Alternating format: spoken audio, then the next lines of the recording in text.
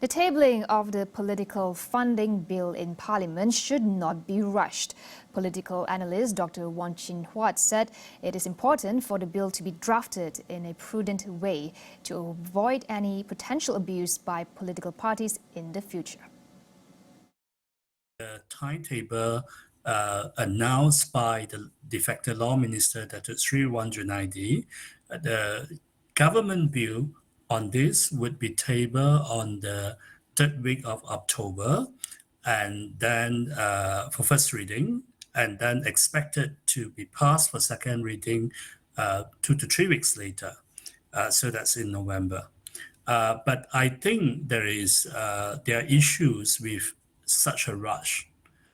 Reason being that this political finance bill, while it is very good and very necessary, they are always concerned whether this would be abused as a way to check on the oppositions, as similar laws in other countries like Singapore have been accused of having such impact. And so that come back to say, how do we have that bill drafted in very prudent way and effective? Chin Huat also stressed the importance of public funding to ensure political parties would not resort to corruption when campaigning. The question is that how effective and comprehensive that bill is.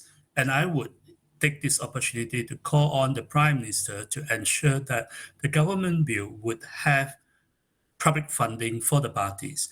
Why? Because this is the only way that UMNO can prevent itself from getting into another 1MDB scandal.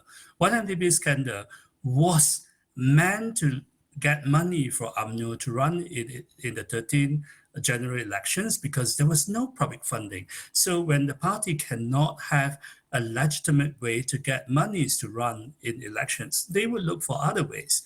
And so if UMNO really want to break with 1MDB, UMNO must push for public funding for political parties. And we are not talking about huge amount. If we can allocate about 0.5% of our budget, we are talking about here 120 million. That would be able to give Barisan Nasional somewhere around 38 millions to run. And that would not cover everything, but it would be better than nothing. And so we then can ensure parties have the options of not depending on corrupt money.